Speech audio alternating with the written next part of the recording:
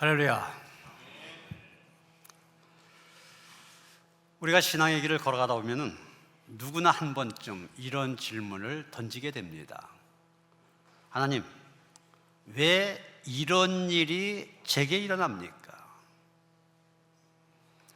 어찌하여 악한 사람들이 더 잘 되는 것 같습니까?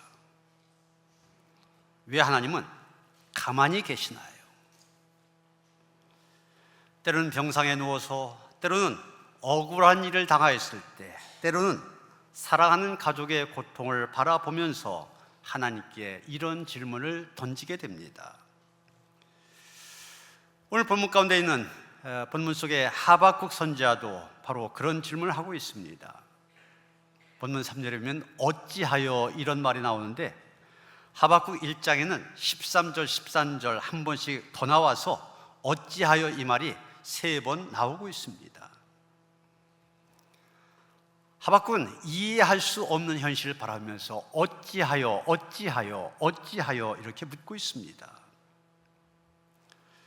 우리도 세상을 살아가면서 하박국처럼 왜 이 세상에 불의한 일, 불공평한 일, 포악한 일, 불행한 일들이 일어나는지 그 이유를 알지 못하여서 어찌하여 이런 질문을 던지게 됩니다.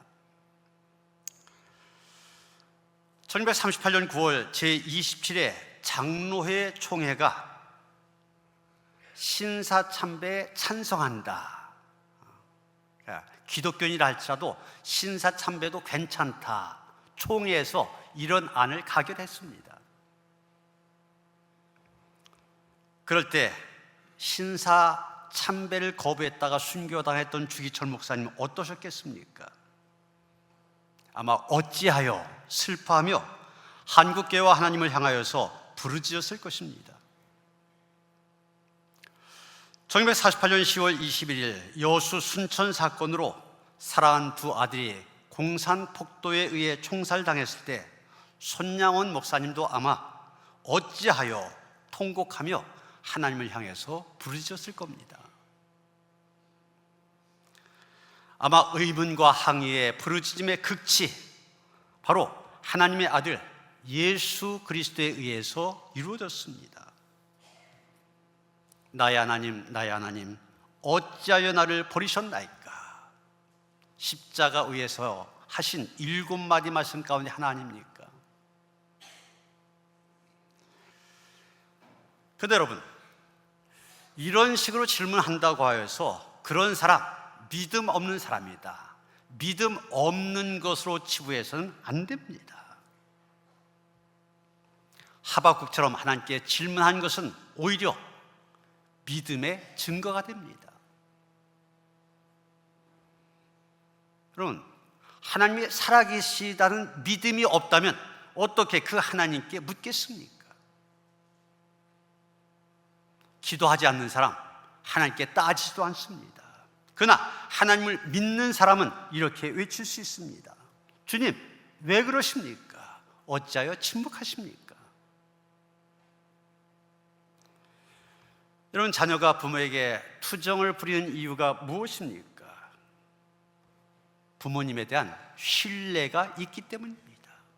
부모님을 믿기 때문입니다. 그렇기 때문에 낯선 사람에게는 묻지도 못할 말, 부모님에겐 다 속 시원히 털어놓게 되는 겁니다. 마찬가지로 우리가 하나님께 질문할 수 있는 것은 하나님이 바로 우리의 아버지시기 때문에, 우리를 향한 그 하나님의 사랑을 믿기 때문입니다. 그래서 2절 말씀 보면은 하박국은 여호와여, 이런 말로 시작하고 있는 것을 보게 됩니다. 하박국은 먼저 하나님 앞으로 나가서 하나님을 찾은 것입니다. 하나님 앞에서 이해할 수 없는 문제를 놓고 씨름했다는 것입니다. 성경에 나오는 인물들을 보면 대개 그 이름이 그 사람의 삶의 특징을 보여주는 것을 알게 됩니다. 예를 들면 아브라함, 여러 민족의 아버지, 그런 뜻 아닙니까? 옛날 성경에는 열국의 아비 그랬었죠. 믿음의 조상에 걸맞는 그런 이름입니다. 베드로, 반석이란 뜻 아닙니까? 이름 그대로 초대교회의 기초를 세운 사람이 되었습니다. 하박국 어떤 뜻입니까? 이 하박국이 질문을 많이 했다고 해서 구약의 도마 이런 별명을 갖고 있는데, 이 별명과는 달리 하박국이란 이름 자체가 히브리어 원어로 하바크란 말인데, 이것을 한자어로 써서 하박국 이렇게 말한 겁니다. 그런데 이 하바크 히브리어 동사인데, 하바크는 히브리어 동사인 아바크라고 한 말에서 온 말입니다. 아바크 무슨 뜻이냐? 몸부림치다, 씨름하다 이런 뜻을 갖고 있습니다.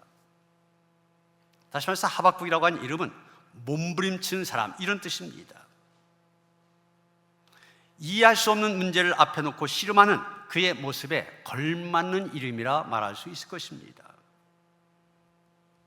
그런데 중요한 것은 이 하박국이 이해할 수 없는 문제를 붙들고 어떻게 했냐? 하나님 앞으로 나왔다는 것입니다. 하나님께 묻고 하나님 앞에서 그 문제를 해결하기 위하여 몸부림치고 있다는 것입니다. 이게 중요합니다. 제주도에 가면은 메이즈랜드라는 공원이 있는데, 세계에서 미로가 가장 길다고 하는 미로 공원입니다. 여러분 보시는 것처럼 입구가 있지만 그 입구로 들어가면 어디로 가야 할지 도저히 알 수 없는 그런 미로가 계속되어집니다. 일로 가면 출구가 나올까?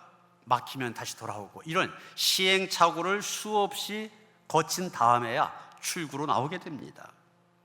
사람마다 차이가 있는데 빠르게 나오는 사람은 10분, 늦으면 1시간도 넘게 걸린다고 그래요.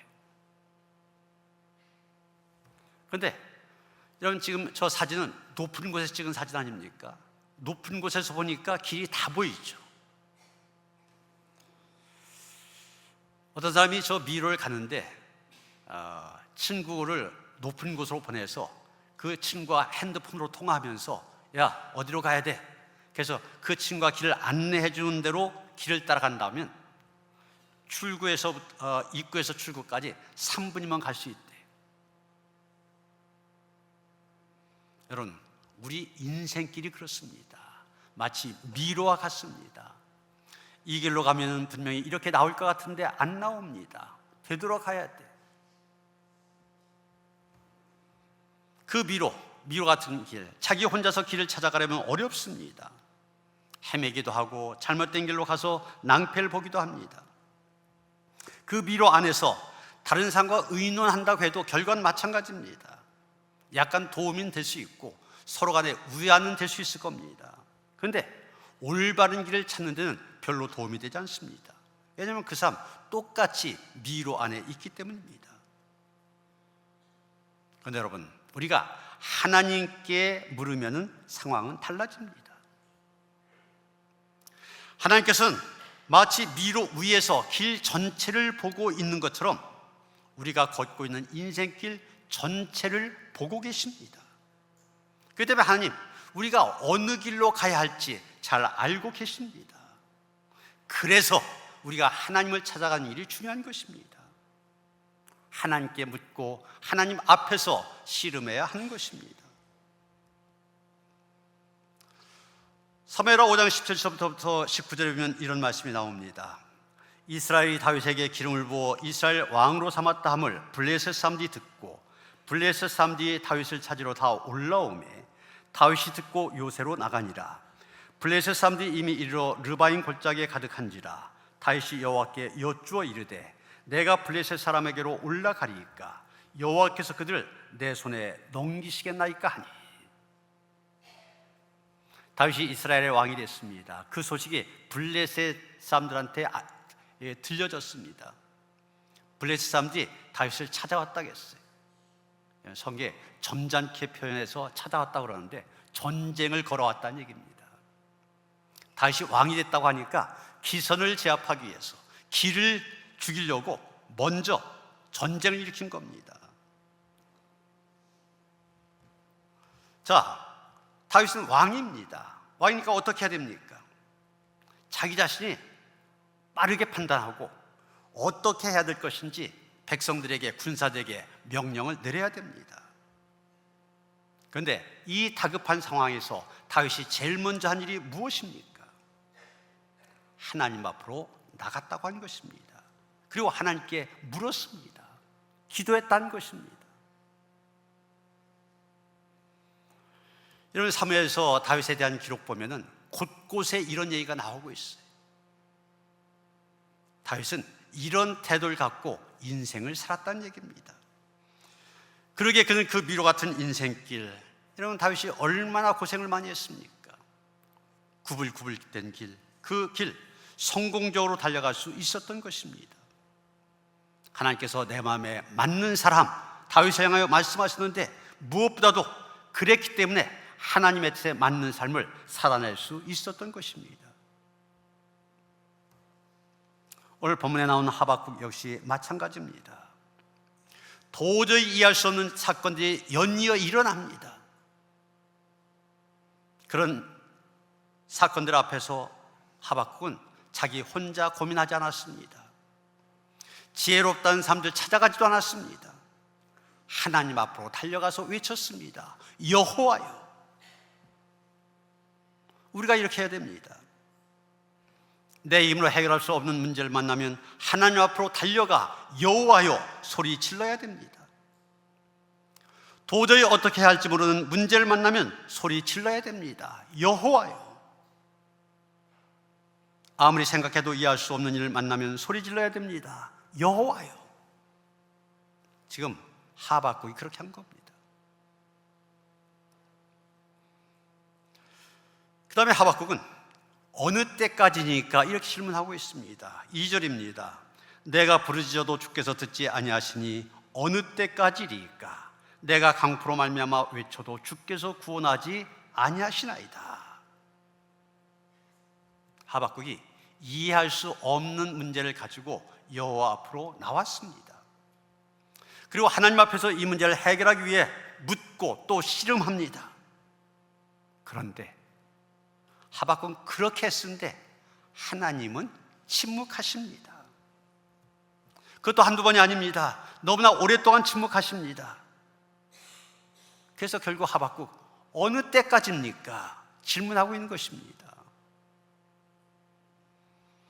그런데 하나님은 그 질문에도 여전히 침묵하셨습니다. 그래서 하박국 선자는 하나님께서 자기를 구원하지 않으시려고 하는 모양이다, 그렇게 판단하게 됩니다. 다시 말해서 하나님이 나를 버리신 것 아니냐, 이렇게까지 생각하게 된 것입니다. 우리가 인생에 이해할 수 없는 문제를 가지고 하나님 앞으로 나왔다, 참 잘한 일입니다. 그러면서 자기 스스로에 대해서 참 대견하다, 이런 생각을 가질 수도 있습니다. 하나님께서 그런 자기를 보시고 바로 응답해 주셔서 문제를 간단하게 해결할 수 있을 것이라, 이런 기대도 갖게 됩니다. 그러나 여러분, 문제는 뭡니까? 그렇다고 해서 하나님 바로 응답하시지는 않는다고 하는 것입니다. 지금 하박국이 그렇잖아요. 하나님께 물었지만은 즉답을 받지 못했습니다. 그러다 보니 하나님이 침묵하신 것처럼 느껴집니다. 그러나 여러분, 하나님은 그런 가운데서도 결코 무관심하여 하신 것이 아닙니다.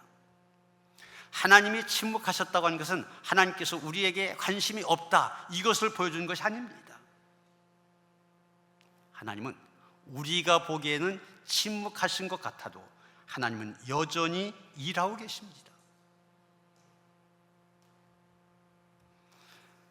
여러분, 농부가 땅에 씨를 뿌리면은 금방 추수하는 게 아니죠. 씨를 뿌리고 기다립니다. 겉으로 볼 때는 아무런 일도 아니다 한 것 같아요. 그러나 씨가 땅에 뿌려진 그 순간 땅 속에선 그 씨앗이 싹을 틔우기 위해서 계속 자라고 있습니다. 계속 일하고 있는 거예요. 마찬가지입니다. 하나님께서 침묵하신다, 하나님께서 아무 일도 안 하고 계신다는 얘기가 아닙니다. 더 큰 일을 준비하고 계시다는 것입니다. 여러분, 구약에 나오는 욥이라고 하는 사람, 그는 이유를 알 수 없는 고난을 당하면서 하나님 앞에 수없이 질문을 합니다. 항의까지 합니다. 결국 하나님은 욥을 만나 주셨습니다. 그리고 욥은 깨닫게 됩니다. 뭐라고 합니까? 주님, 내가 주님을 귀로만 들었사오나 이제는 눈으로 배움나이다. 하나님을 진정으로 경험할 수 있게 되었다는 것입니다. 하박국도 결국 하나님께서 보여주신 더 큰 섭리를 깨닫게 됩니다. 그 답이 바로 하박국 2장 4절 말씀, 의인은 믿음으로 말미암아 살리라, 이 말씀으로 요약이 되어집니다. 어느 날 한 부인이 오페라 극장의 지배인에게 전화를 걸었습니다. 지난 밤에 그 극장 오페라 공연 관람을 갔었는데 비싼 다이아몬드 브로치를 잃어버렸다는 얘기입니다. 그러면서 자기가 어떤 좌석에 앉았었는지 좌석 번호까지 알려주었습니다. 지배인이 전화를 끊지 말고 잠깐 기다리라 얘기합니다. 그리고 부인이 앉았던 좌석에 가서 그 밑에 떨어져 있는 브로치를 금방 찾았습니다. 지배인이 그 브로치를 가지고 전화기로 갔을 때 이미 전화는 끊겨져 있었습니다. 지배인은 다시 전화가 오기를 기다렸지만 그 후로 부인 아무 소식이 없었습니다. 여러분, 이 부인의 모습 바로 우리의 모습 아닙니까? 우리가 하나님께 바라고 기도하고 떼쓰기도 하지만 수화기를 붙들고 기다리지 못하고 금방 끌어버리는 우리가 아니냐는 얘기입니다. 어떤 분이 그런 말을 했습니다. 하늘나라 가면은 분실물 센터가 차고 넘친다 그랬어요. 무슨 얘기입니까? 하나님께 달라고 기도하였고 하나님께서 준비하셨는데 기다리지 못하고 찾아가지 않는 것들이 그렇게 많다는 겁니다. 여러분, 기다리라, 하나님의 응답 가운데 가장 많이 사용하시는 응답입니다. 여러분, 우리가 하나님께 기도할 때 하나님 반드시 응답하시잖아요. 우리의 모든 기도에 응답하십니다. 그런데 응답하시는 방식은 세 가지로 나옵니다. 첫째는 예스, 우리가 기도한 그대로 하나님께서 응답하실 때 있습니다. 그런데 어떤 때는 노 하실 때가 있습니다. 우리가 기도한 것이지만 우리에게 유익하지 않다고 하나님 생각하시면 노 하십니다. 그게 또 응답이에요. 또 한 가지가 기다리라 합니다. 기다려라고 응답하시는데 그 기다리라는 응답이 가장 많습니다.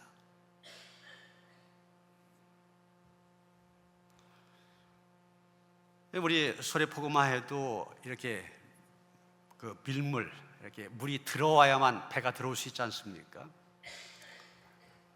근데 이제 큰 항구 가면 이제 이 시설이 되어 있어갖고서 그렇지 않아도 항구에 배가 들어옵니다. 근데 옛날에 그 항만에 그런 시설이 없었던 시절 배들이 항구에 들어오려면은 민물이 될 때까지 기다렸다가 그 물을 타고 들어옵니다. 이것을 라틴어로 오포터 이렇게 말합니다. 배가 항구에 들어오려고 밀물을 기다린다, 그런 뜻입니다. 그런데 여기에서 영어 opportunity라는 말이 나왔습니다.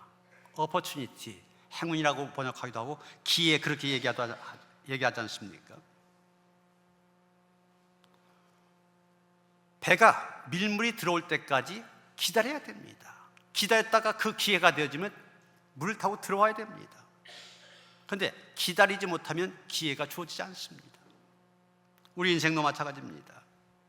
잘 기다리지 못하면 좋은 기회가 오지 않는 것입니다. 성경에는 기다림을 신앙이라고 얘기합니다. 신앙은 기다리는 것이고, 신앙은 어떤 사람이냐? 기다릴 줄 아는 사람입니다. 마지막으로 하박국은 어찌하여 이렇게 질문합니다. 3절입니다. 어찌하여 내게 죄악을 보게 하시며 패역을 눈으로 보게 하시나이까? 하박국이 오랜 기다림 끝에 하나님의 역사를 체험하게 되었습니다. 그런데 자신이 받아들이기 도저히 힘든 그런 결과가 주어진 것입니다. 그래서 하박국은 어찌하여 하나님께 질문을 던지고 있는 것입니다. 여러분, 우리도 그럴 때가 있습니다. 우리가 갑자기 마주치게 된 고난과 역경 앞에서 하나님께 간절히 기도합니다. 때로는 이해할 수 없는 삶의 문제 때문에 하나님께 간절히 기도합니다. 기도를 들으시고 하나님께서 응답하셨습니다. 그런데 도저히 그 응답 받아들이기 힘들 때가 있습니다. 그때 하나님께 다시 질문하게 됩니다. 어찌하여?